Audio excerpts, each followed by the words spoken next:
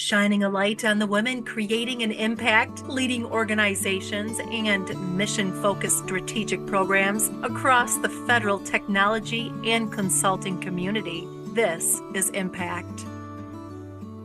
I am being joined today by Ton Wilson, the president and founder of Entellect. Thank you for joining me today. Thanks so much, Marianne, for having me. And it's a pleasure to finally get on this podcast. I'm Yeah, honored. so tell me a little bit about Entellect and what it is you guys do. So Entellect is a boutique company, and I hate to use that word because everybody is a boutique, but we were the OG of the boutique companies.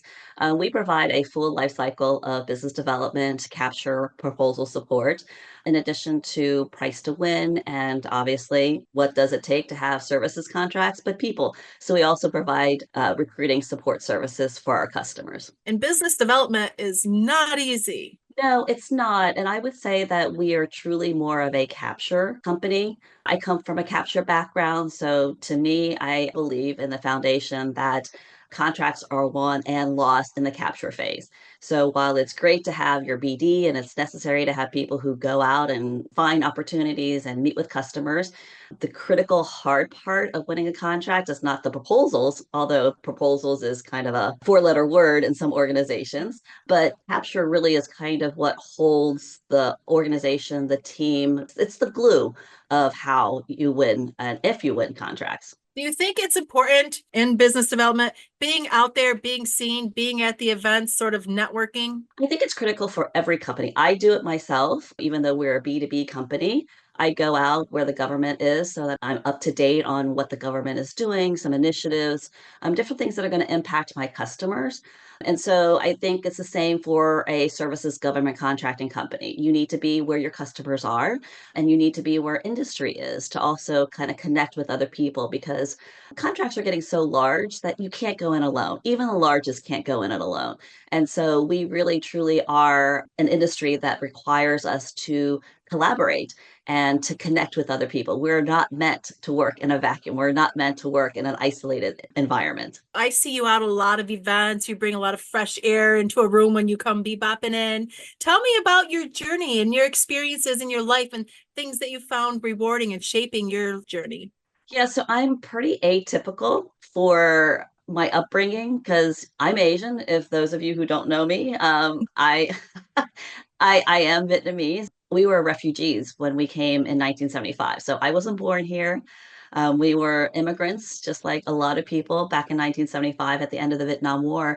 And so I think typically, you see Asians as being very submissive and introverted, and I am the polar opposite of what you would expect me to be. And so, yeah, I do go out there. I'm a very extroverted person, but I think the key to all of that too is just to be curious. I'm super curious and interested about new things. I've got adult ADD. I can't stay on one topic for very long and then I get bored with it.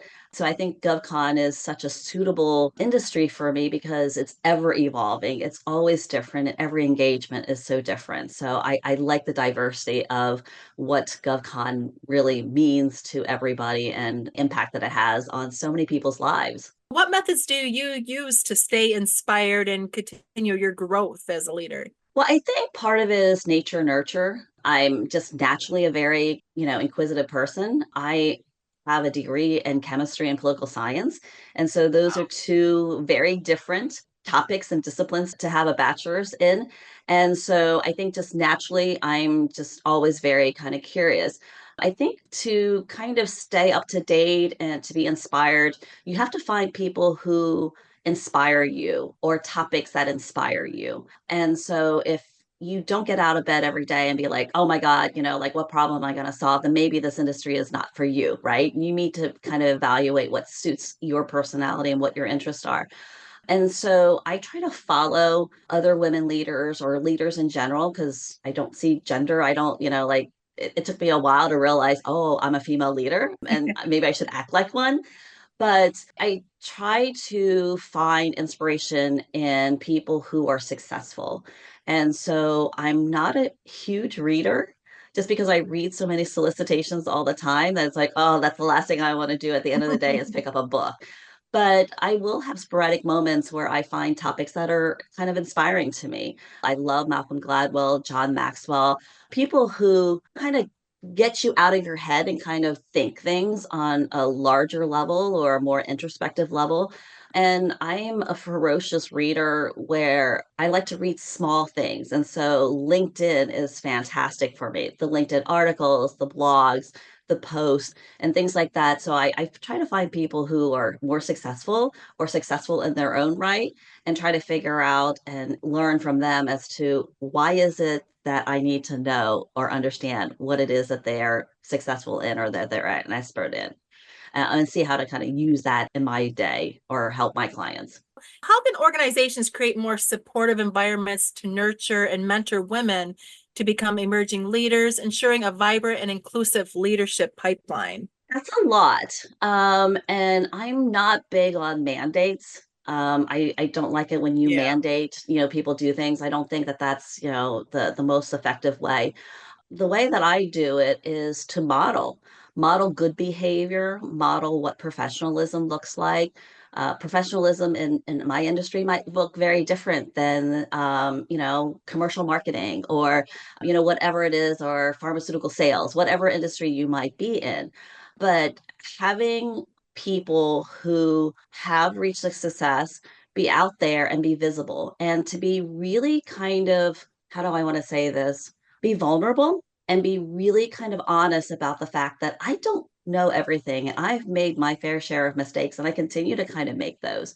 And to admit to the fact that we do, because I think when you reach a certain point, and a lot of our awardees are probably at that stage in our lives too, where the younger emerging leaders look at us and you're like, oh my God, you are so perfect. You know so much. And it's like, no, I really don't. I'm always learning. There's always something. There's always someone who's going to be smarter or someone who, knows more than I do. And I just feel like sometimes I try to kind of keep up. But the fact that people come up and say that kind of makes me more inspired to go out and be more vulnerable, be more real with other people. And then to also convey to them too is be kind to yourself. Realize that you may not be the smartest person in the room, and that's okay. It's all about who you surround yourself with. It's very reflective in my culture that what you do and the people you surround yourself with really kind of have an impact on the reputation of your family. I never understood that when my parents used to say that, oh, you can't hang out with that person, that's a bad person, or they have bad values or whatever, and it reflects poorly on us as a family. I get that now. I get the fact that if you hang out and you are interacting with people who maybe don't have the same morals or the same work ethic or whatever, that you're going to kind of be categorized by whatever trait, good or bad, that that person might be. And so surrounding yourself and being in a room with other people who have the qualities that you want, I think kind of rubs off on you. And staying up on the latest technology, it's a constant battle, especially now with the growth of AI. And I don't know about you, but when I went to school, we were using 8 tracks to record our interviews on. So the technology is growing, growing, growing every day. I remember when we used to, because I'm a chem major, we used to have to order periodicals. Like you had to put the Yeah. order in order to get something, or put a request in at the library and then make photocopies of it. And I keep thinking to myself, oh my God, what I could have possibly have done if I had Yeah. all of this technology that my son, who's 14 now, is going to be growing up in. He's incredibly blessed to kind of have all of that at his fingertips. I think the challenge with the technology is, like you said, staying up with all of the trends and sorting out what's real, what's not real, what's fake, there's so much misinformation out there. So you really have to vet your sources. I think we're so quick to just kind of take whatever someone says as credence. But I really subscribe to the Ronald Reagan approach of trust but verify, right? I trust that what you're telling me is true, is right, is correct, whatever it is, but I'm going to need to verify that. And so it's not a reflection on that person or the source. It's just, I think you have to do your due diligence in any type of industry there is out there, but you also have to put yourself in a situation where you're also exposed by different organizations and different groups. I think it's very easy for us to think that in order for us to be a subject matter expert, that we have to only isolate ourselves to either one association or one group, but you're only getting that one perspective.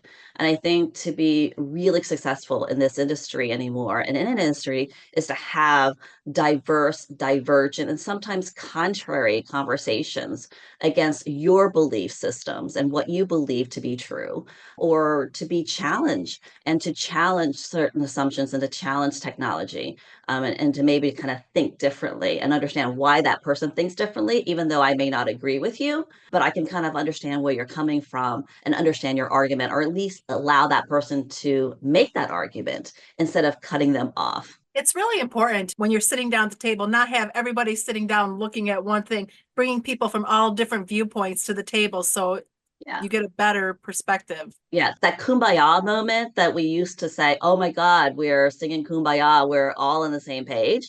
I think that's really damaging to an organization. It is one of those things where I think certain executives and certain leaders think that they want to get consensus, they want that, but it really does give you that false sense of security in that what are you missing that's in your blind spot, right? Like I love that movie, The Blind Spot, because Yeah. it's like, yes, we all have blind spots. And so we need people who are always kind of exposing that so that you are kind of aware of what your blind spots are. What exciting trends or developments in the workplace do you believe will positively shape the future of leadership, and how can leaders best prepare to embrace these changes? Oh my goodness. I think AI and technology is really going to turn the industry kind of on its head.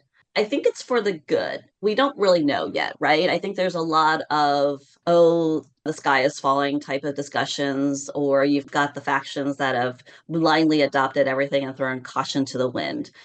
I think what is really kind of starting to shape up is because of all these new technologies, it kind of frees a person's time from busy work to more strategic and deliberate work. For example, I used to spend a lot of time trying to digest reports and try to find trends and things like that. And now technology is able to me to kind of find those trends, come to some kind of a conclusion so much quicker, so that now I can kind of apply what my strengths are, which is seeing the strategic perspective of we've got all this data, now what? What do we do with that? And so it really, I think we're going to be entering a phase in the evolution of our industry where we are now going to really value those individuals who can think strategically, who can communicate that, and then transform how do we operate and where do we go from here.